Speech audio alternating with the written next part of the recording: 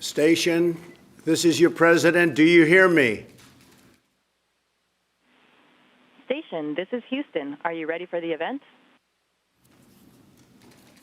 Yes, we're ready for the event. White House, this is Mission Control, Houston. Please call station for a voice check. Do you hear me?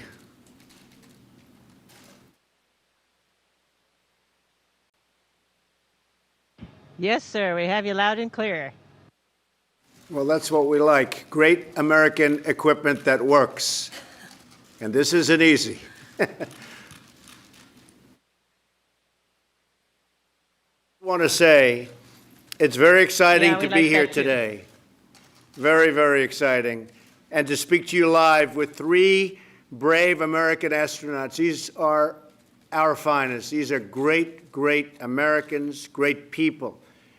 To join us from orbit aboard the International Space Station, Commander Peggy Whitson and Colonel Jack Fisher. And Peggy Whitson has been setting records, so we're going to talk about that very soon. I'm here in the Oval Office along with my daughter Ivanka and astronaut Kate Rubins, who recently returned from space and from the space station. Together we are being joined by students all across America, thousands and thousands of students who are learning. They're learning about space, learning about a lot of other things. And they're watching this conversation from the classroom. And all over, we have astronauts and we have everybody. We're flying right now 17,000 miles per hour. That's about as fast as I've ever heard. I wouldn't want to be flying 17,000 miles an hour, but that's what you do. Peggy, Jack, and Kate, I know that America's students are thrilled to hear from you. But first, I want to say that this is a very special day in the glorious history of American space flight. Today, Commander Whitson, you have broken the record for the most total time spent in space by an American astronaut, 534 days and counting. That's an incredible record to break. And on behalf of our nation and, frankly, on behalf of the world, I'd like to congratulate you. That is really something. And I'd like to know, how does it feel to have broken such a big and important record?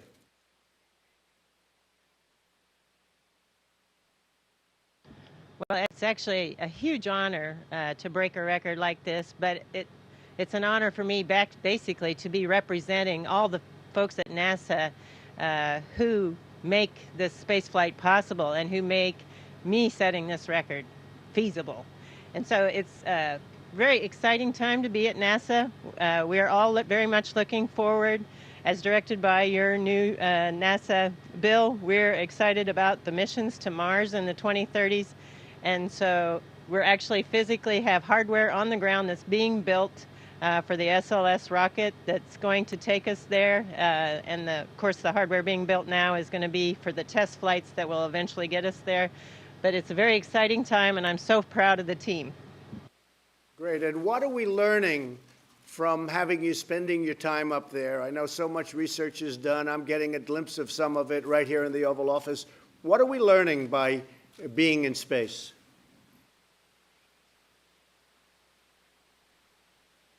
Well, I think probably the International Space Station is providing a key bridge from us doing living on Earth to going somewhere into deep space. So on those Mars missions, we need to better understand how microgravity is really affecting our body, and we need to understand it in great detail. So many of the studies are looking at the human body. We're also looking at things that involve operations of a space vehicle on these long-duration missions, and the technological advancements that will be required. For instance, on a multi-year Mars mission, we're going to need to be able to close the life support system. And that means we, right now, for instance, are taking solar power that we collect and using it to break apart water into oxygen and hydrogen. The oxygen we breathe, of course, we use the hydrogen, combine it back with the CO2 that we take out of the air and make more water. But water is such a precious resource up here that we also are cleaning up our urine and making it drinkable. And it's really not as bad as it sounds. Well, that's good. I'm glad to hear that. Better you than me. I will say, Colonel Fisher, you just arrived. And how was your trip? Complicated, easy? How did it go?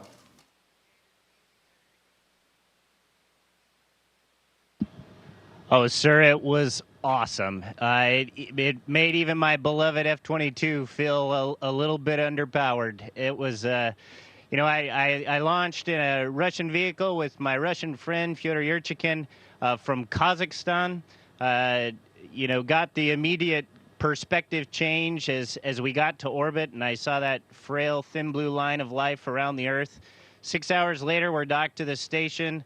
The next day, I install an experiment in the Japanese module that's going to be looking at new drugs and how we can make those drugs for muscular dystrophy, Alzheimer's, multi-drug resistant bacteria, all sorts of things. A couple hours later, I watched our crewmate Thomas Pesquet, a Frenchman, drive a Canadian robotic arm to capture a spaceship from Virginia carrying 3.5 tons of cargo and science that's going to keep us busy for the next few months and dock that to the station. Sir, it's amazing. Oh, and then, now I'm talking to the President of the United States while hanging from a wall.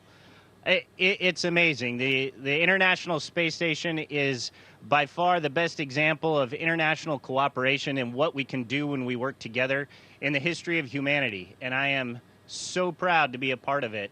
And it's also just cool. Like yesterday, I had, well, there you go.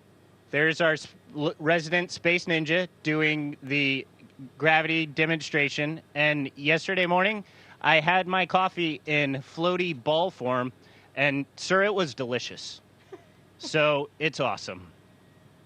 Tell me, Mars, what do you see a timing for actually sending humans to Mars? Is there a schedule, and when would you see that happening?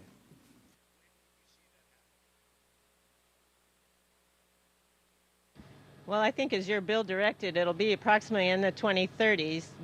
As I mentioned, we actually are building hardware to test the new heavy launch vehicle, and this vehicle will take us further than we've ever been away from this planet. So, unfortunately, spaceflight takes a lot of time and money, so getting there will require some international cooperation to get it to be a planet-wide approach in order to make it successful, just because it is a very expensive endeavor, but it is so worthwhile doing. Well, we want to try and do it during my first term, or at worst during my second term, so we'll have to speed that up a little bit, okay?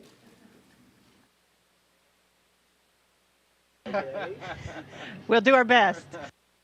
You will, and I have great respect for you folks. It's amazing what you do, and I just want to introduce another great one. Kate Rubins is with us today, and she has been so impressive in research and so many other things having to do with NASA. And Kate, I understand you're the first person to sequence DNA in space. Can you tell us about that? Yeah, so that was actually just this last summer, and it's a real example of what we can do with technology and innovation. We've gotten a sequencer down to the size of your cell phone, and we were actually able to fly that on board the space station and sequence DNA. It's not just the technology demonstration, but we can actually use that to do things like detect microbes on the space station, look at astronaut health. We can easily use that in Earth-based settings, too, to look for disease outbreaks and to do rural health care as well. That's fantastic. That is really great. I saw some of the work, and it's incredible. You know, I've been dealing with politicians so much. I'm so much more impressed with these people. You have no idea.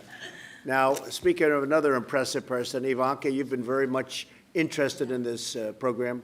Tell us something about it. Hi, Dr. Whitson. First of all, congratulations on your incredible milestone today. You may know that my father recently signed the Inspire Women Act to encourage female participation in STEM fields across all aerospace areas and really with a focus on NASA. So encouraging women and girls to pursue STEM careers is a major priority for this administration. And today we are sitting with an amazing example of that, Dr. Rubens, and you, Dr. Whitson. So I would love to hear from you. What was the impetus for you to get involved in the sciences? Yeah, so when I was around 15, I actually went to a conference. Actually, And that was very inspiring for me. It was sort of the beginning of recombinant DNA and understanding biology. And so just that exposure to scientists and the kinds of things that you can do with science and technology innovation. Amazing. Dr. Whitson?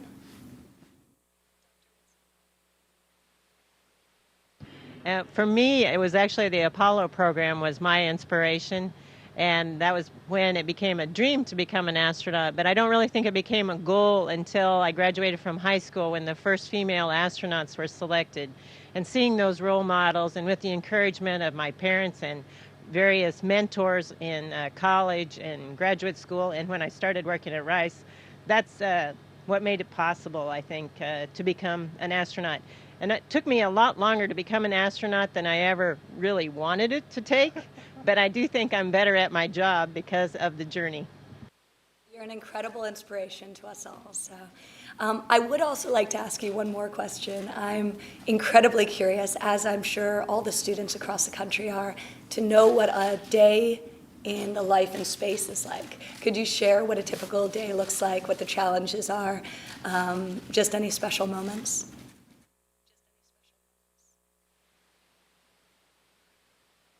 Well, a typical day, we wake up and look at the messages from the ground because we have a huge ground team that's working overnight to prepare, changes or the details of the tests that we're going to be performing over the course of the day. So first thing I do is check out that, see what's changed.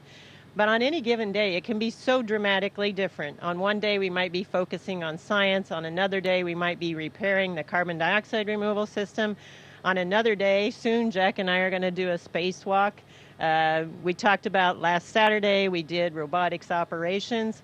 I love the diversity of the different activities that we do. Plus, we have over 200 investigations ongoing on board the space station, and I just think that's a phenomenal part of the day. Of course, there's also just the living and on board the space station. It's such a unique and novel environment, nothing that we're used to on the ground. And it's so special to just be in zero gravity. But Jack's the new guy here, and I think he can probably give you a better perspective on what that's like. It's still on. Well, everything here, my dad always said that if you love what you do, you never work a day in your life. And we work really hard up here, but it's not really work. It's just fun. It's like playing Fort almost, only you're changing the world while you do it. And then on the off time, the other morning I was working out, and on our machine that we work out on, right below it is the cupola window. And so when you're on the kind of device where you do crunches, every time you come up, you see out the window. And it's awesome because you kind of go crunch. Oh, my gosh, that's beautiful. I got to do that again. Crunch. Oh, my gosh, that's beautiful. It's awesome. Everything we do here is fun, and it feels so great to know that we're making a difference on the ground and for the future of humanity as well. So it's an incredible job. You're making a great difference, I have to say. And this is a very exciting time for our country, and you see what's happening with our country in terms of jobs, in terms of business, and there's such excitement and such enthusiasm. Many American entrepreneurs are racing into space. I have many friends that are so excited about space, they want to get involved in space from the standpoint of entrepreneurship and business. Tell us about the opportunities that could exist for the next generation of scientists and engineers. Is that something that you think a student, because you have so many students, hundreds of thousands watching, is that something that you think that students should be focusing, or should they be thinking about other subjects? What do you think are the opportunities for young students wanting to be involved in space?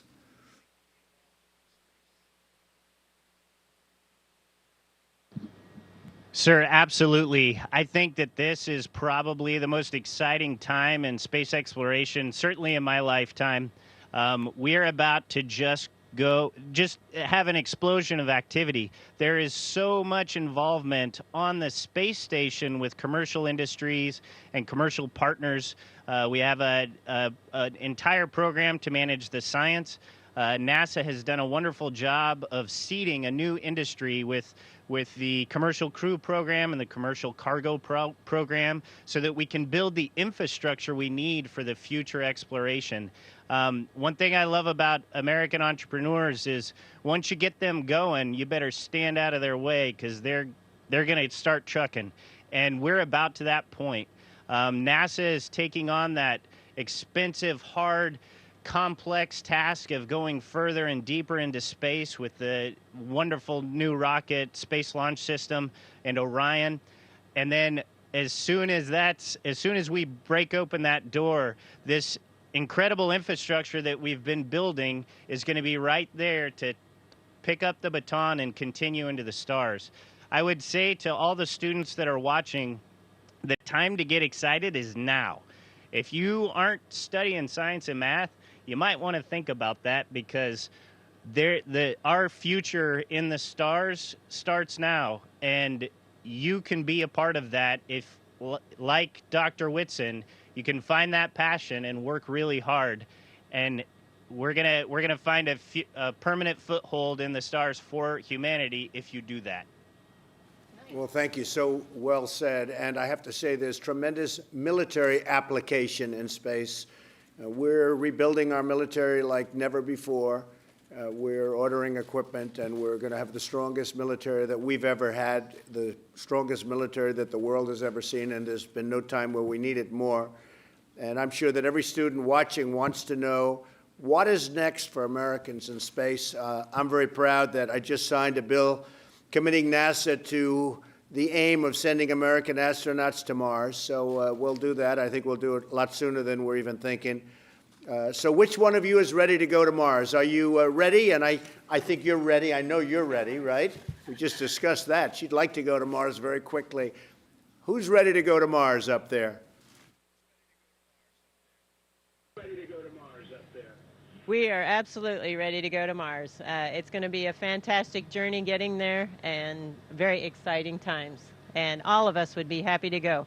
But I want all the young people out there to recognize that the real steps are going to be taken in a few years. And so by studying math, science, engineering, any kind of technology, you're going to have a part in that, and that'll be very exciting. I just want to thank you very much. And Dr. Whitson, congratulations. Amazing. What an amazing thing that you've done. Everybody here, I know your family, but everybody here is incredibly proud of the record you just broke. I hope that every young American watching today finds in your example a reason to love space and think about space, because many great things are going to come out, tremendous discoveries in medicine and so many other fields. So thank you very much. I want to say God bless you. God bless America. We are very, very proud of you and very proud of your bravery. Thank you very much. Thank you very much. Thank you, sir.